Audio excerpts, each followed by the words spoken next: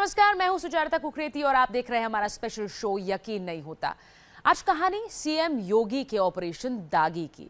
फैसला on the spot करने वाले सीएम का ये वही ऑपरेशन है जिसकी वजह से उत्तर प्रदेश पुलिस महकमे के दागी वर्दी वालों की सांसें अटकी हुई हैं। योगी के ताबड़तोड़ एक्शन देखकर माफिया के साथ दोस्ती रखने वाले पुलिस वालों की नींद उड़ी हुई है, क्योंकि सीएम योगी ऐसे 1000 दागी वर्दी वालों की लिस्ट बना चुके हैं और अब उनकी उल्टी गिनती शुरू हो चुकी है। क्या है योगी का ऑपरेशन दागी, आपको दिखाते हैं।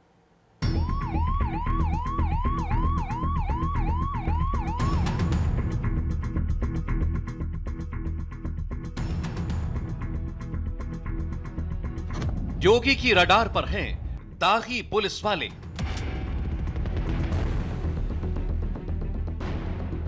एक 1000 दागी वर्दी वालों की लिस्ट तैयार।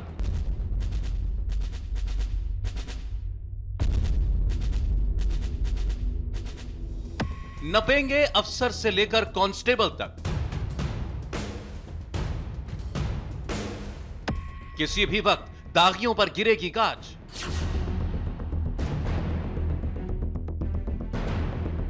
अब तक 100 से ज्यादा पुलिस वाले सस्पेंड। अब वर्दी और माफिया की साठगांठ खत्म।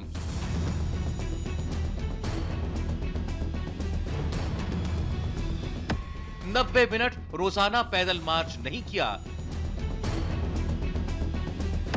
तो योगी का हंटर, खाकी का नंबर।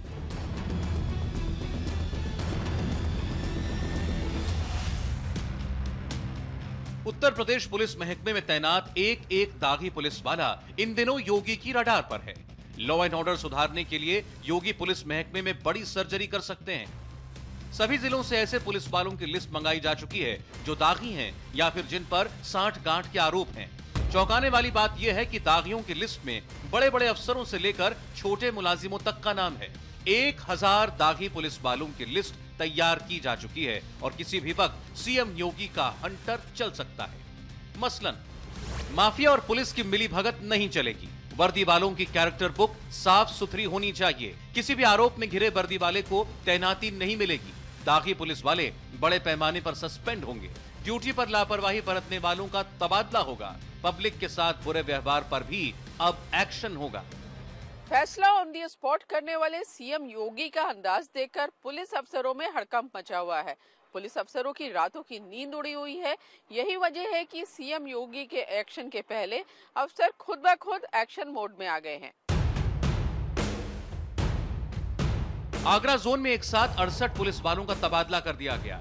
इस लिस्ट में 43 पुलिस वालों के खिलाफ शिकायतें थी और तो और जांच में आरोप सही भी पाए गए। आपको बता दें कि योगी के सीएम बनते ही पुलिस महकमे में ऑपरेशन दागी चलाया जा रहा है, यानी वर्दी में मौजूद दागियों की पहचान करना। यही वजह है कि योगी के ऑपरेशन दागी का ट्रेलर अभी आगरा जोन में देखने को मिला, जबकि एक्शन की पूरी पिक्चर अभी बाकी है। यह जनहित में ट्रांसफर इसलिए किए गए हैं कि कुछ की शिकायतें रही हैं और वह वेरीफाई करने पर सही पाए गए हैं। कुछ डेफिनेटली जो डीजीपी साहब ने एक अभियान चलवाया था अपराधियों से साठगांठ, इनमें बहुत स्मॉल फ्रैक्शन उसका भी, पर जनहित मीन्स जो जनता के हित में हो, इसी कारण यह किया। यदि कोई दोषी पुलिसकर्मी होगा तो सिर्फ ट्रांसफर ही नहीं किया जाएगा। आपने देखा होगा अभी 3-4 मामले में रिवर्ट किया गया है, सस्पेंड किए गए, वह सभी कार्रवाई की जाएगी। योगी के ऑपरेशन दागी का नतीजा ये है कि अब यूपी पुलिस हाई अलर्ट पर है।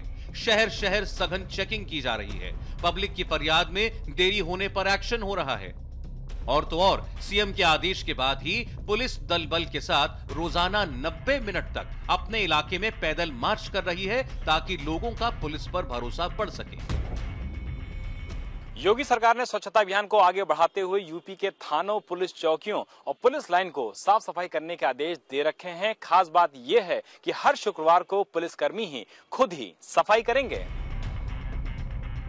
हर थाने और चौकी की साफ सफाई, पुलिस महकमे की दागदार छवि को सुधारना और हर दिन थाने के इंस्पेक्टर को इलाके में 90 मिनट पैदल मार्च करना होगा। इतना ही नहीं, सीएम योगी ने पुलिस महकमे को साफ संदेश दिए हैं कि माफिया और अपराधियों से मिली भगत किसी भी कीमत पर बर्दाश्त नहीं की जाएगी। 100 दिनों के अंदर अंदर हिस्ट्री शीटर, माफिया, बदमाश और बैड कैरेक्टर लोगों को सलाखों के पीछे पहुंचाना होगा। सीएम योगी जानते हैं कि पुलिस महकमे की सर्जरी किए बिना लॉ एंड ऑर्डर की समस्या से निजात नहीं मिलने वाला, क्योंकि दागी पुलिस वालों के आंकड़े चौंकाने वाले हैं। हर जिले में कम से कम 50 ऐसे दागी पुलिस वाले हैं जिनकी वजह से पुलिस की छवि खराब हो रही है। कोई वर्दी में माफियाओं के मददगार है तो कोई बिना रिश्वत लिए काम नहीं करता।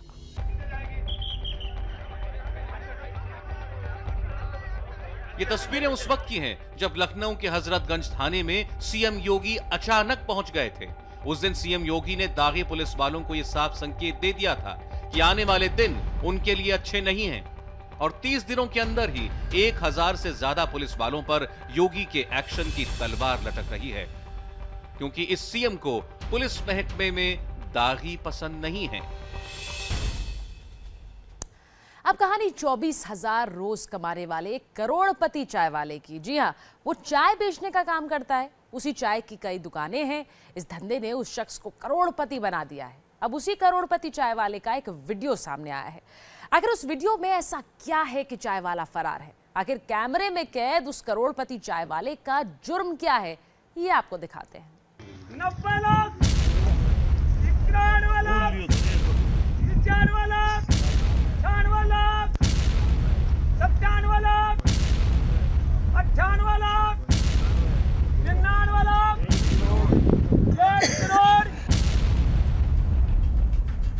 1,51,000 रुपया।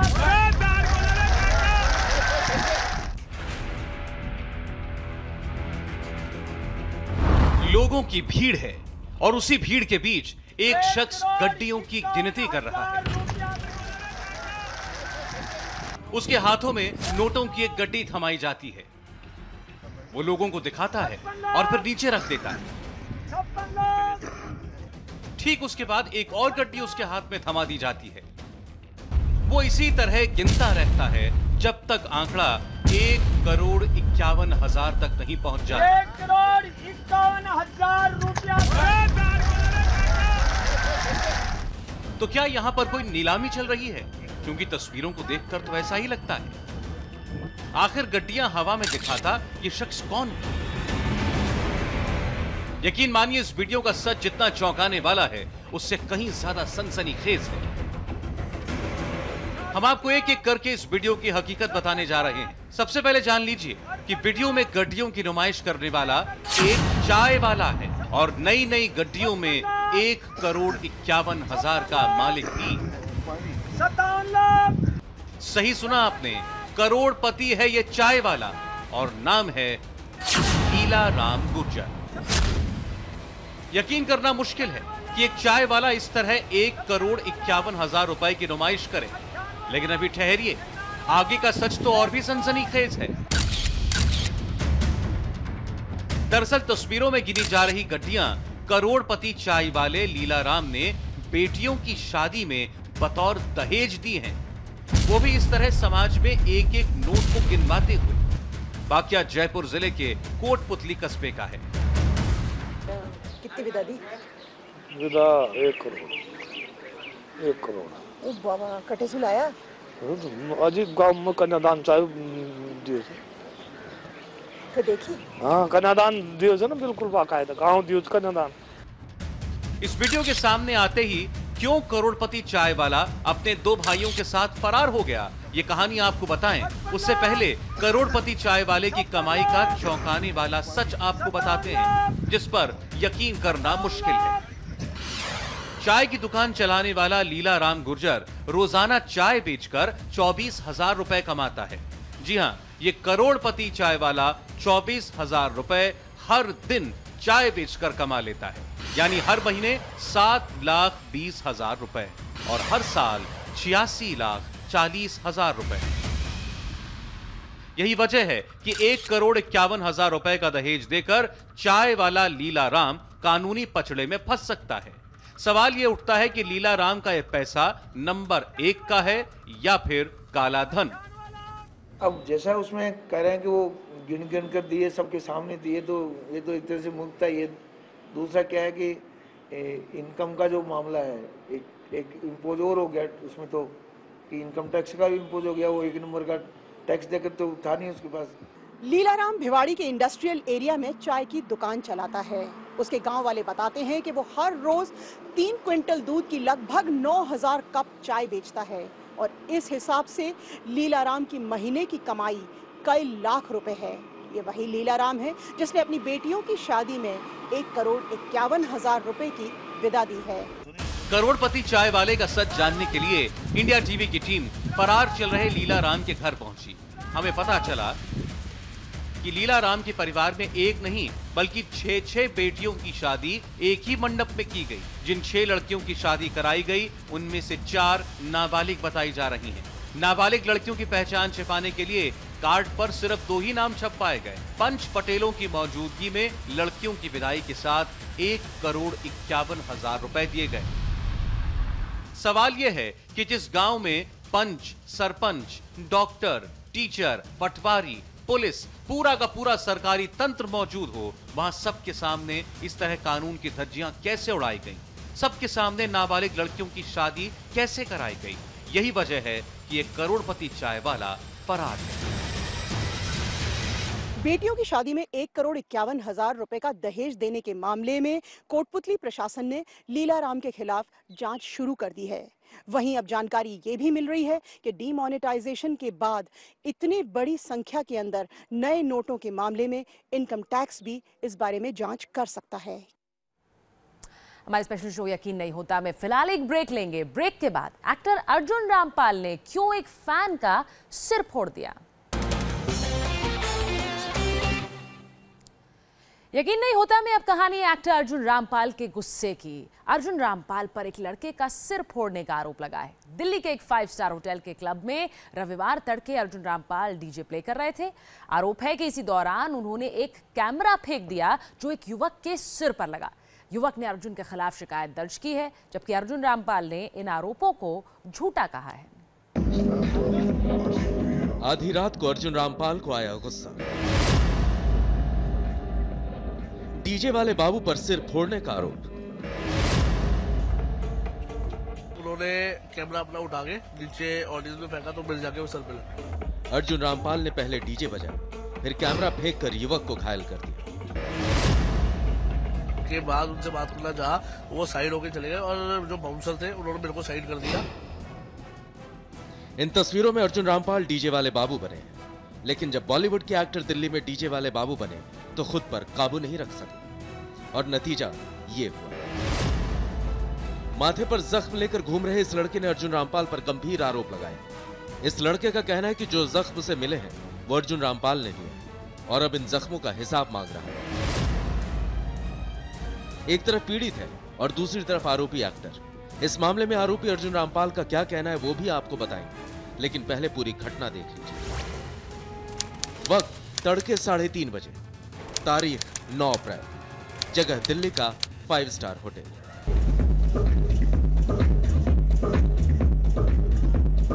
दिल्ली के बड़े 5 स्टार होटल के क्लब में वीकेंड की पार्टी जोरों पर थी। चारों तरफ लाउड म्यूजिक था, लोग मस्ती में नाच रहे थे। इसकी एक बड़ी वजह यह भी थी कि डीजे वाले बाबू कोई और नहीं बल्कि एक्टर अर्जुन रामपाल थे। अर्जुन रामपाल जैसा सेलिब्रिटी डीजे प्ले करे तो क्लब में भीड़ के उत्साह का बढ़ जाना लाजमी था। सुबह के 3:30 बज गए थे और पार्टी यूं ही चल रही थी, लेकिन अचानक हंगामा हो गया। डीजे अर्जुन रामपाल ने अचानक एक कैमरा फ्लोर की तरफ फेंका। बेहद तेज रफ्तार से एक कैमरा शोभित नाम के शख्स के सिर पर लगा। शोभित उस वक्त अपने दोस्तों के साथ फ्लोर पर डांस कर रहा था। कैमरा सिर पर लगते ही शोभित के सिर से खून निकलने लगा। शोभित के दोस्तों ने विरोध करना शुरू किया। क्लब में हंगामा होने लगा। हंगामा बढ़ता हुआ देखकर अर्जुन रामपाल ने डीजे बजाना छोड़ दिया और क्लब से निकल गए।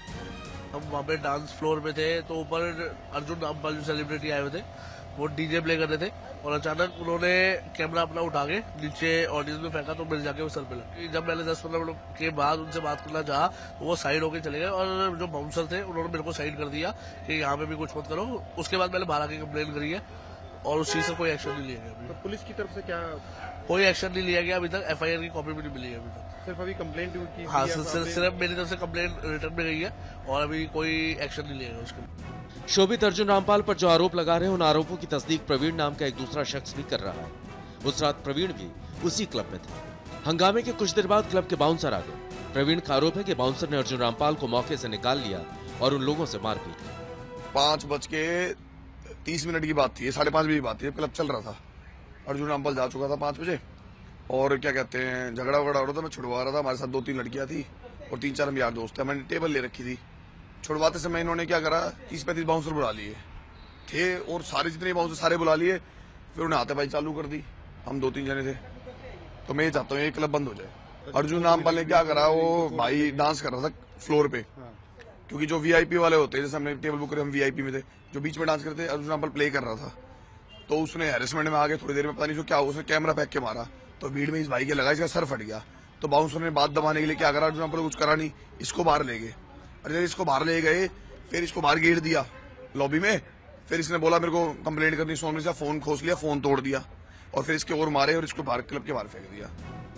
अर्जुन रामपाल पर आरोप लग रहे हैं। अर्जुन रामपाल ने अपने ऊपर लगे आरोपों का जवाब ट्विटर के जरिए दिया। अर्जुन रामपाल ने ट्वीट किया है, मेरी नींद खुली तो मेरे पास किसी फैन को पीटने से जुड़े कई सारे मैसेजेस आए हुए थे। पता नहीं लोग कहां से ऐसी खबरें बना लेते हैं। मैंने किसी को नहीं मारा, झूठ है, फेक न्यूज। पुलिस के मुताबिक अर्जुन रामपाल ने यह सोचकर कैमरा भीड़ की तरफ फेंका था कि कोई उसे पकड़ ले, लेकिन इससे एक युवक जख्मी हो गया। फिलहाल पुलिस इस मामले की कानूनी जांच कर रही है। Atul Bhatia, India TV, Delhi. अर्जुन रामपाल के लिए मामला यहीं खत्म नहीं होने वाला है, ये अभी लंबा चलेगा। बहरहाल हमारे लिए वक्त हो गया एक ब्रेक का और ब्रेक के बाद देखिए सुपरफास्ट 200।